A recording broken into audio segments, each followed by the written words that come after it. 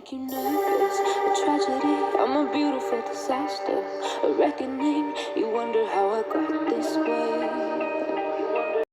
Good morning, my darlings. Today I thought I'd try something a little bit different where I am making a video with some still shots, and then I'm going to read from an article I wrote in the community section this morning, which you should check out the community section if you are new to the blog, or even if you're not new to the blog.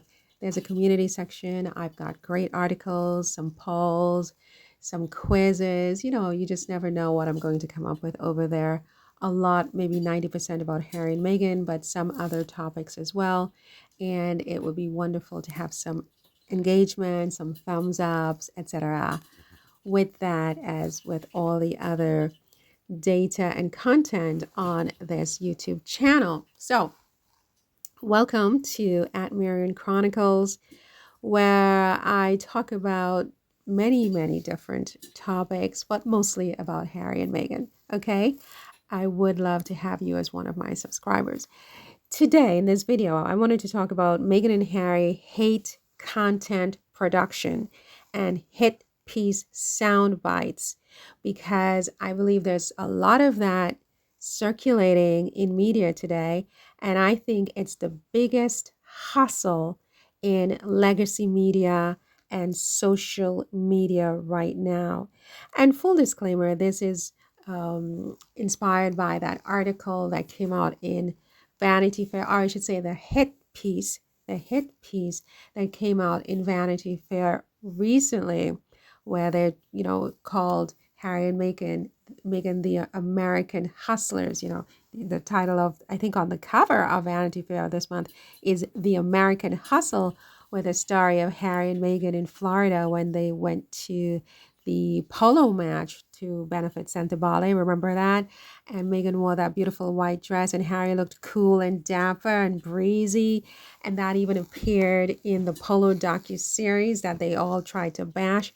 Well, so Vanity Fair just came out with an article, American Hustle, that I think was a foul ball.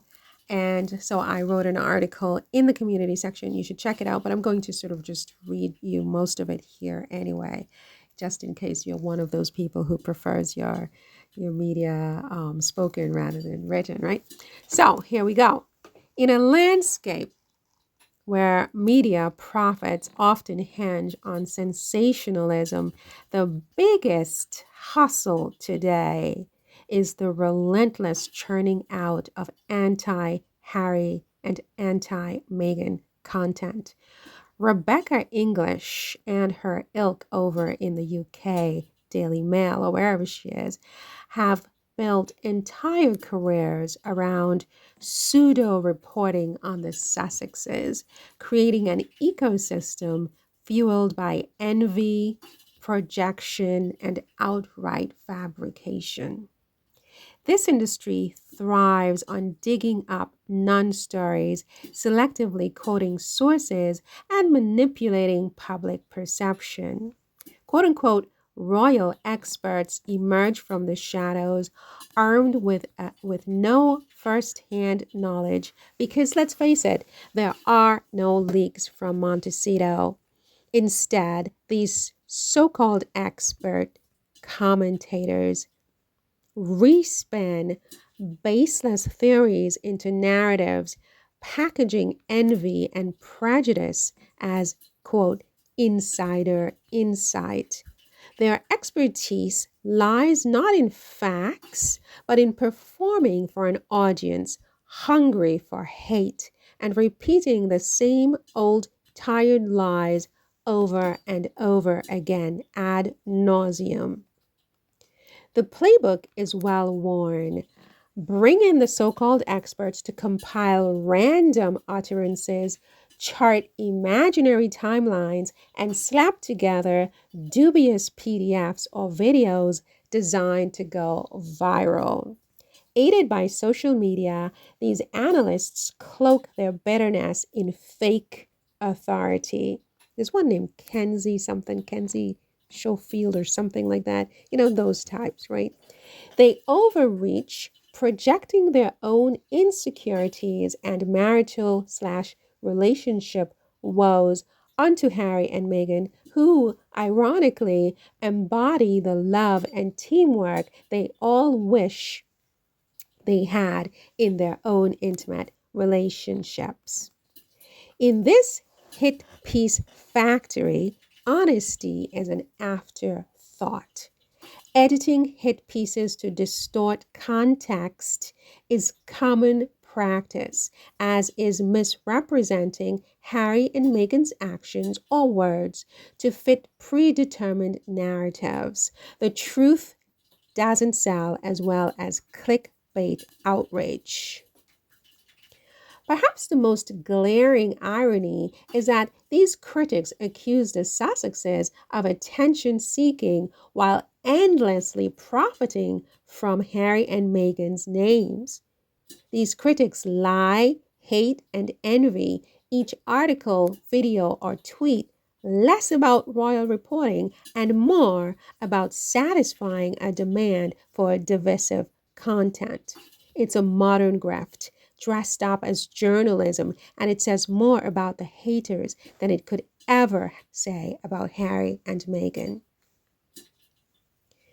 The hit piece hustle, profiting from hate against Harry and Meghan.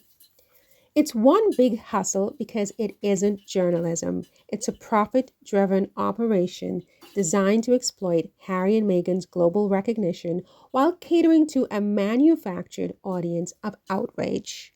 The aim isn't to inform, but to churn out content, no matter how baseless, that triggers clicks, shares, and ad revenue so that these hustlers can keep their jobs. This industry functions as a self-sustaining cycle of hate where media figures, commentators, and trolls feed off one another in a relentless loop.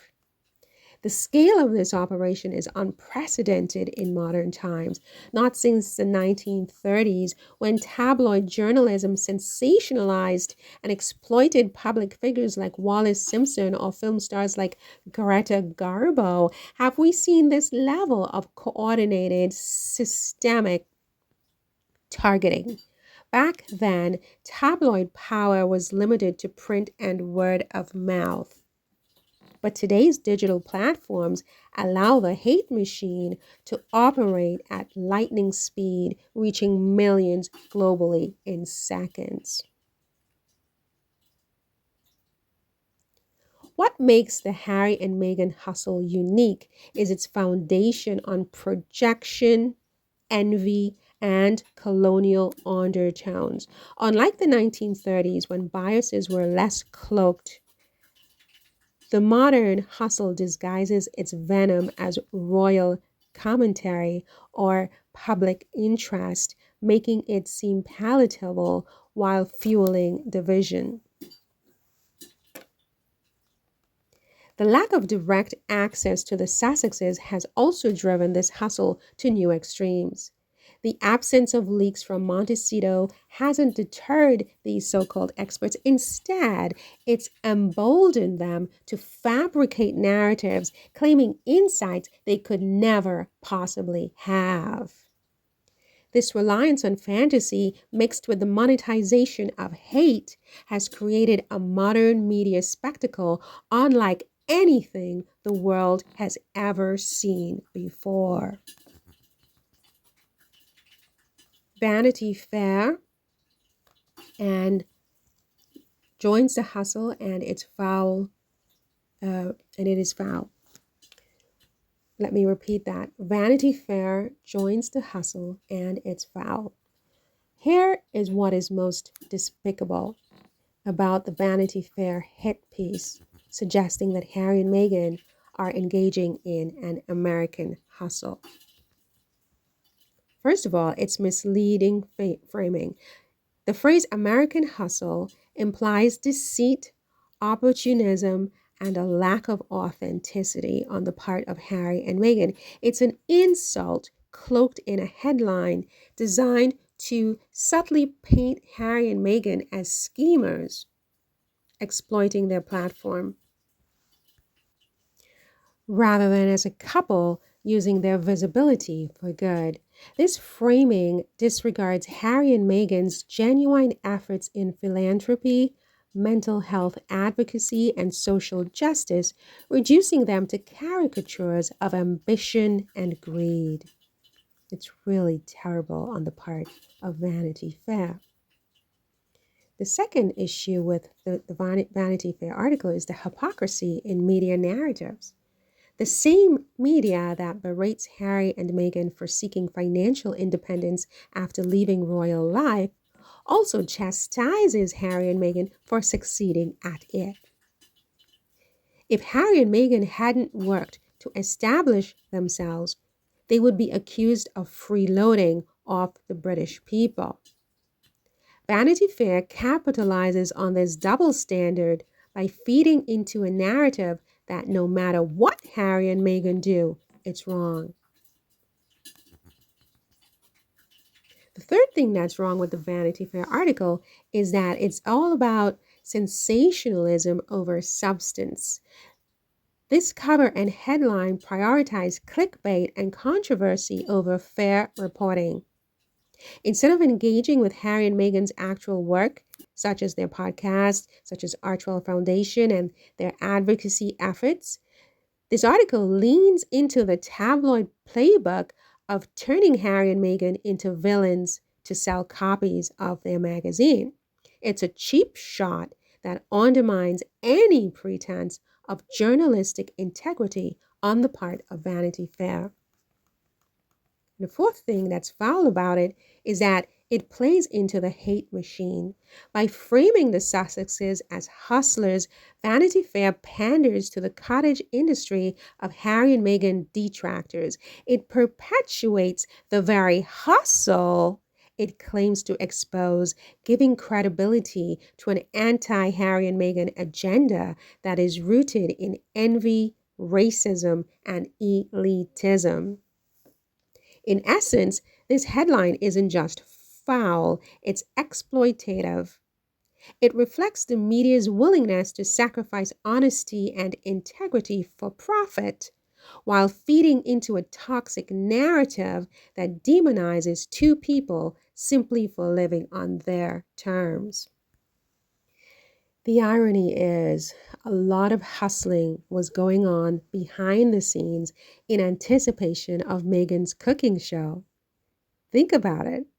These schemers and co-conspirators were busy orchestrating public appearances, ski trips to the Alps, health announcements and hospital visits, and panel discussions, all to collide with and overshadow, as if they could, Meghan's cooking show, which was to debut on Netflix on January 15th. Then the wildfires occurred, and so the show was pushed back. So all this hustled content now seems strangely out of context. Like, what's happening all of a sudden? Why now? Why are these people doing all these things now? Because it was pre-planned to coincide with the debut of Meghan's cooking show on January 15th, which unexpectedly had to be pushed back because of the wildfires. So in other words, the frenzy surrounding Meghan's rumored cooking show reveals just how deeply the media hustles, that's the word, hustles to, and this is legacy media and social media, right? Hustles to control a narrative before there's even a story, right? In anticipation of Meghan's next move, outlets and content creators who are anti-Harry and Meghan scramble to churn out articles and videos and organize appearances and strategically release tangential updates like health updates and ski trips and curated photo ops, all designed to keep the Sussex name from buzzing in a positive way in the public consciousness. Right? So when the wildfires hit, everything shifted. The show's delay threw a wrench into the carefully orchestrated media rollout. Suddenly, the preemptive content that they had conspired to throw out at the same time of the show just felt disjointed and irrelevant and hollow and out of context, like a house of cards collapsing under the weight of its own hustle, right? It became clear that much of the noise wasn't about the actual project, but about capitalizing on Meghan's star power. This rush to hustle content without substance highlights the media's desperation to profit from the Duchess's every move. Instead of focusing on the show's potential impact or its likely celebration of culture and community and the positivity that Meghan obviously wants to share with the world, the narrative pivoted to speculation and shallow commentary and counter moves that make no sense without the context of the show actually airing, right? So this left the public with a flood of out of context headlines and appearances, etc., that revealed more about the media's opportunism than Meghan's intentions, right? Because there was no show to juxtapose all their efforts against. The wildfire delay exposed the industry's Achilles heel, which is an inability to pause, recalibrate, and prioritize authentic, timely storytelling over hustle and manufactured urgency.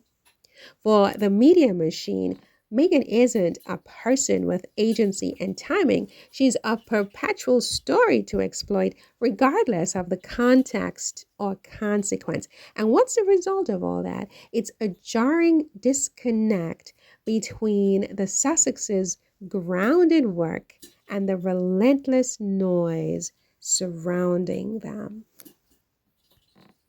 So, yeah, you guys, that's it for this one. What do you think? Do you agree or do you disagree with what I said in this piece? Tell me why or why not. Leave your reaction in the comments.